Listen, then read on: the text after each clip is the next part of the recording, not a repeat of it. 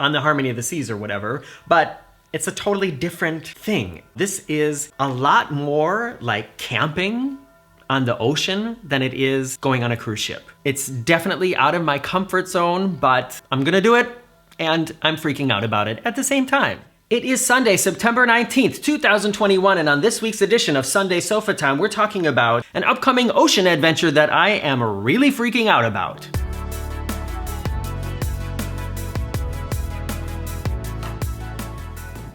A little more than a year ago, when we were in the middle of lockdown, I started one of many projects. Some of them got finished, some of them are still in the process of being finished. I know that some of you know about this. If you follow me on all the places you can follow me, you've heard me talking about this before. While we were in lockdown, I, just like a lot of you, had plenty of time to sit at home and try new things and watch a lot of television, watch a lot of YouTube. I mean, there weren't a lot of people watching my videos, but there were a lot of people watching videos, including me. And one of the things that I don't know how I really got into was traveling the ocean on things differently than cruise ships, like on yachts and sailboats. I think I was just like looking for ways to still feel connected with that kind of travel, knowing that for the near and perhaps distant future, cruising on gigantic cruise ships, not gonna happen. Like I said, this is like in May and June of last year. And I started following some of the really popular sailing channels on YouTube. I'm talking about Sailing La Vagabond, The Winds, Sailing Zatara, The Segeljungs. There's a couple German channels as well. And I don't know, something about it just seemed really appealing to me. In addition to that, Marcus and his brothers are all master sailors. Marcus's dad even had a sailing school and like bait shop when they were growing up, and any family vacation, any family holiday they did together from the time he was a little boy until he basically graduated high school was on their sailing yacht. In his family, there was no going to Disneyland, there was no going to Europa Park. If there was time off and the family was gonna do something together, they went sailing. And when I met Marcus, they still did a couple trips together, and then things changed in the family. Unfortunately, Marcus's dad died, and he was kind of the driving force behind the sailing, and about 10 years ago, that all kind of ended. But Marcus talks about sailing all the time, and he also really got into these sailing channels on YouTube with me, and that kind of spurred my, I don't know, hunger or my interest in finding out more about what this would be like. So I followed Marcus's advice, and I signed up to a school to learn how to be a boating captain or learn how to pilot a ship, basically. If you want to pilot a vessel on the ocean or on the major inland waters here in Europe, it's not like in Wisconsin. You can't just, go to the bait shop and rent a pontoon boat. You have to study, you have to learn a lot of information, a lot. And you have to pass some, I guess it depends on who you are and your learning style. Some, I would say, pretty complicated tests just because of all the information you have to learn and pull from to prove that you have the proper knowledge to be approved to, to be trusted with some great big yacht. So I did the learning, I took the tests, and just a couple days before we left on the Celebrity Apex, which are the videos that are going to be coming up very soon on the channel, it arrived in the mail, my boating license. Can you see it? Can you see it? Can you see it? Yes. If you want to, you can now call me Captain Morgan. So there's me, and there's the things I'm approved for, basically, and there's lots of words here on the back, and it says it's my international certificate for operators of a pleasure craft. What does that mean? So with this license, I technically, and this seems so crazy to me, I can fly to Athens, Greece, rent a 20-meter yacht or sailing yacht, and drive the boat to Miami if I want to. And so often I sit here asking myself, who approved this? I can't believe that's something I can do now. You know what I mean? 20 meters, when you compare it to, a cruise ship, 20 meters is a tiny little boat. But if you compare it to like a rowboat, 20 meters is not necessarily small. This is a 20-meter sailing yacht. This is a 20-meter motor yacht. And even though I have my license, and to get it, I had to learn a ton of practical information, so much information. I also had boat training where I was driving a boat and had to learn certain maneuvers, and then in the tests I had to prove that I could do these maneuvers. By the way, one of the maneuvers you have to demonstrate in the test is a man overboard maneuver. So what happens is one of the, what do you call them? One of the people, who are testing you. I know there's a better word for that, but the English is just disappearing from my head. In German it would be the Prüfer. I was driving down the river in this boat and they threw a gigantic buoy overboard, like a big orange ball. And then somebody screams, "Man overboard." And then you have to do what you're supposed to do there. You immediately turn off the propeller because you don't want to make person soup. Make visual contact and also tell the crew, keep them in your sight. You turn the propeller away from them to get the boat to move away from them. And then as soon as it is a good idea, which is usually about like 3 boat lengths away, you turn the boat around and approach them. And then once you get close to where they are in the water, there's a certain steering technique that you do you basically have to drive straight towards them, and then right before you get to them, you kind of burn out with the back of the boat to get it to stop so they're on the side of the boat. And it's something that once you know how to do it and you're familiar with the boat that you are piloting, it's pretty easy to do. It's basically just like docking, but it's in the middle of the water. So anyways, in my test, on my first attempt, I ran right over my man overboard. Would have chopped him or her up if it was an actual person. Good thing it was just a buoy. The reason I did it is because even though I was familiar with the boat, they had, I don't know, somehow oiled up or changed the throttle. So I'm sitting there in the pilot house with the steering wheel there and the throttle, and when the boat is in neutral, then the throttle's sort of in the middle, and then when you put it into the lowest gear, it kind of clicks up in, and then the boat slowly starts moving forwards or backwards. And then if you throttle all the way up, then it moves faster, and if you throttle it back down, you can pull it back down to the lowest gear basically, and then you just slowly move forward. And as long as the propeller is turning and moving water over the rudder, you can navigate. And what happened to me in the test, and by the way, happened to the guy who was testing after me as well, is I moved the throttle back down to what I thought was the lowest gear, but because they had somehow oiled it up or whatever, it slipped right from the lowest gear into neutral. And when the boat is in neutral, you cannot navigate. You can't steer. So that's how I ended up running over my man overboard. However, we get 2 tries, and on the second try, I nailed it. So here it is. And when I was younger, growing up in Minnesota and Wisconsin, I spent a lot of time on boats, but these are small fishing boats, with an outboard motor. We did have some pontoon party boats and some fishing boats with a steering wheel, a steering mechanism in them, or sport boats for water skiing. But I was so young, I was never really involved in the actual steering or piloting or maintenance of these boats. So what I'm trying to say is I now have my, what is it called again? International certificate.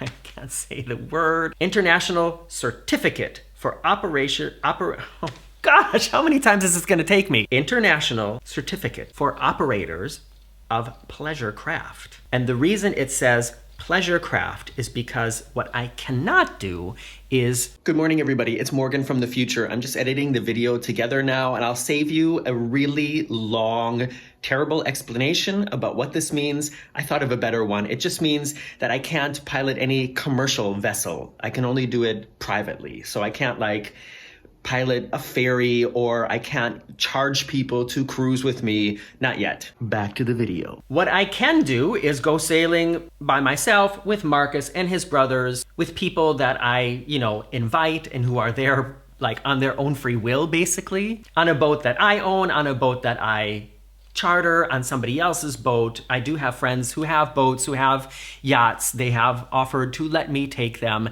And I'm like, what? So the next part of this whole process for me seems logical, instead of just going and setting out on my own, which a lot of people do. A lot of people do. I know some of you have written to me to say that you are those people. I want to get some more experience with experienced boat people before I decide whatever happens next. And I actually know exactly what's going to be happening very soon as the next step, and I'm gonna tell you about that right after this short commercial break. Surprise! It's not a YouTube commercial, unless YouTube decides to put one there. They could. I don't really have a choice about that. You all know I have this Amazon affiliate store where if you click the links below the videos and then buy anything on Amazon for qualified purchases, I get a little bit of a bonus. It's a great thing. It's been working out well. It's, like a really small little bonus that helps support the very unofficial travel guides every month. I know there are a lot of you who do it every month when you go grocery shopping or buy little things and sometimes big things. And another part of this program that I can basically offer you, a way that we can help out each other, is Audible.com is an Amazon company with audiobooks and podcasts and things like that. And listen, you can sign up for a free month, meaning I still don't understand how this works, but you can sign up for a free month, listen to free audiobooks, cancel after that free month, and I still get a bonus. That doesn't seem to make sense, but you've been doing it ever since I mentioned it, I think in the last Sunday Sofatime. I've seen that people have been signing up for it. Like I've said in the past, with my Amazon affiliate stuff, I can see what was ordered, but I don't see who ordered it. So one really easy thing you can do to help support the very unofficial travel guides is just sign up for the free month at audible.com or send it to somebody, and then, stay or cancel, whatever you like to do. And by doing that, you help support what I do. And I would be so grateful. And now, back to the video. All my thoughts are running around inside my head. Emotions keep Since I began this process of getting my boating license, I have done one very short, it was basically like a weekend trip. We left really early on I think it was a Wednesday, so it wasn't a weekend, but basically like a weekend. We sailed up the River Elbe, had some really bad weather, had some engine problems. It was a thing. It was on my friend's yacht, which is I think 12 meters long, so, mid-size for what I would be allowed to pilot. I did do some piloting, we did do some sailing. We spent the night in a marina up by the mouth of the River Elbe, had terrible weather as well. The boat was knocking back and forth to the other boats we were tied up to. It was, like I said, A thing. And then we sailed back down the Elbe the next day and back to our home marina, basically. And that is literally the only personal sailing experience I have. I've been on catamarans before, like the catamaran when I was doing the whale watching and dolphin watching, but that wasn't a sailboat. It has sails, but we didn't sail. We just motored the whole day. And I also was on a catamaran several years ago on Fuerteventura, but I'm pretty sure we didn't sail then either. It was just, like a day excursion to go swimming and snorkeling and drink champagne. So I really want to get some real sailing experience, and that is what is going to happen starting a week from yesterday when you see this. On Saturday, the 25th of September, I'm flying back to Athens, Greece. Not looking forward to that airport again, but that's where I'm going. And I'm gonna be sailing with 5 complete strangers to the island of Naxos. No. Naxos, not nachos. But isn't it a coincidence that it sounds like nachos? I swear, I didn't have anything to do with that. There are different websites you can go to find people who are looking for people to sail with them. Some of them are more, like amateur Craigslist type of things, and some of them are more like Expedia for sailboats. The one I have is a little bit more like Expedia for sailboats. It's called Arcadia Segelreisen, which is German for sail travels. I have mailed back and forth with the owner, who will also be the skipper on our crew. So the captain of this journey is not going to be Captain Morgan, it's going to be Captain Sven. And the yacht we are going to be on, for anybody who knows anything about yachts, is a Sun Odyssey 52.2, and I'm assuming it's the kind that has 4 cabins and not the kind with 3 cabins, because there's going to be one couple, one solo woman, and one solo guy, and then the captain. I'm sure it's going to work out fine. So this is a 52-foot yacht, which is like around 17 meters, I think. So not the biggest that I would technically be able to be allowed to pilot, but it's not a tiny little fishing boat. So I'm flying to Athens. We have our sort of like orientation and load up and shopping day, and we sail to the island of Kia, like the car, but spelled a little differently. And this is where it is. That's how far away it is from Athens. Well, actually Pireaus. And all of these destinations that we're visiting, by the way, are not the well-known Greek islands. They're sort of smaller, lesser known, sort of like natural Greek islands, not the ones with the huge hotels and famous beaches and stuff like that. Yeah, and then we will either be staying in a marina there, or at anchor, or on a mooring. And then the next day, we will sail to the island of Kitnos, or Kithnos, also a very chilled out Greek island. The next island we'll be sailing to is Xiros, which is where Siri is from. And in the description here from the company, or the group that I'm sailing with, it says here, I'm translating it from German into English, it says the pier, which unfortunately only covers the wind out of the north, has recently been extended and offers more parking places, and there are showers and toilets. Yay! Showers and toilets! From there, we're going to sail to Renaya, and then the trip ends in Naxos. Speaking of Naxos, I am going to be staying there on that island then for 2 more days. It worked out better with the flights that way. And I'm staying in a resort, which is right around the corner from probably the only Mexican restaurant on the entire island. That is not a coincidence. When I was looking at hotels and looking at the beaches and stuff like that, and I saw, oh, there's a Mexican restaurant here, I was like, okay, this is obviously where I'm gonna stay. And I'm so excited to have this experience now, and to be moving forward with this goal, still not necessarily knowing what exactly the end of the road is, or the main goal. There's a lot of possibilities, but I'm also really nervous about this, just because I don't know any of these people, and a 17-meter yacht is not a small boat, but it's also not a big boat. And what if somebody on this journey has really bad breath? What if somebody's like really outspoken conservative? What if somebody's farting all the time? Oh, wait, that's me. You know what I mean? Like when you go on a cruise, on an ocean liner, if there's people on board that you don't get along with, if you see them coming, you go the other way. When you're on a 17-meter sailing yacht, that ain't gonna happen. I'm stuck with these people, or they're stuck with me for a week. We're not gonna be, sailing from Athens to Mykonos to Dubrovnik, where if it's really awful, I could just be like, you know what, y'all? I'm gonna take my bag. I'm not coming back tonight. Sail on your own. I'm good. I know that there are ferries that go from the islands to the other islands. I know there would be a way to get back, and I'm assuming it's gonna be fine. Of course it's gonna be fine, but of course there's all these things in my head going through like worst case scenarios, and what would be some of the things that you would be freaked out about? You know what? Do I want to know that? No. You know what?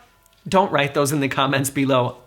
I don't need any more at the moment. The price of this entire journey, and I can tell you what it is because I'm not getting any kind of discount for this, is 585 euros, which is, let's say, around, like 650 US dollars. That is for just basically my bed and my time on the ship. The money that we spend on fuel for the times that we're not sailing, like under sail, and the food and drinks that we spend, that all comes on top of this, plus the flights, and then my last 2 nights of hotel in Naxos. In the end, this entire journey, it's still gonna cost as much as probably a week would cost on the Harmony of the Seas or whatever, but It's a totally different thing. This is a lot more like camping on the ocean than it is going on a cruise ship. It's definitely out of my comfort zone, but I'm gonna do it, and I'm freaking out about it at the same time. So any positive thoughts that you have, any encouraging words you can give me about this next little part of this longer term adventure, please let me know in the comments below. And speaking of comments, now comes the time on Sunday Sofa Time where I comment on your comments live on air.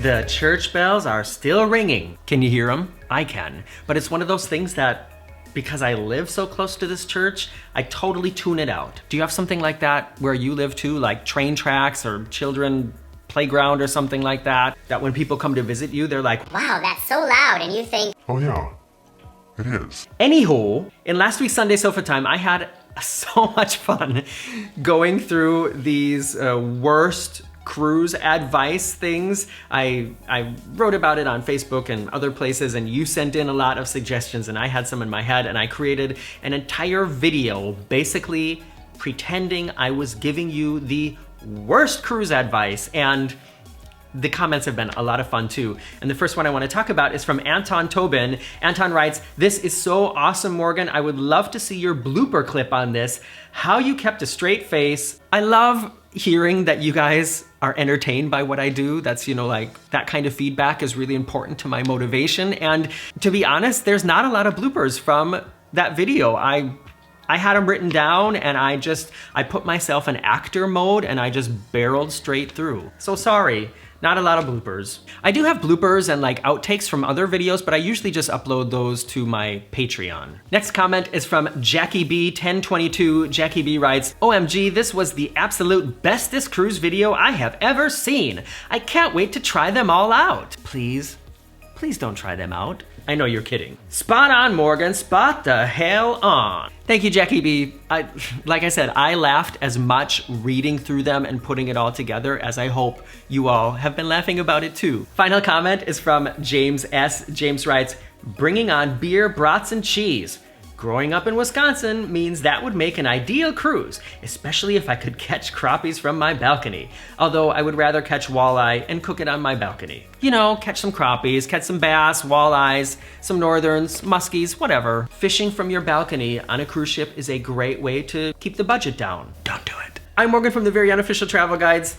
This time next week, I will be sailing out of Athens on a 17-meter yacht. Wish me luck, and follow me on Facebook and Instagram to find out what's going on. See you soon.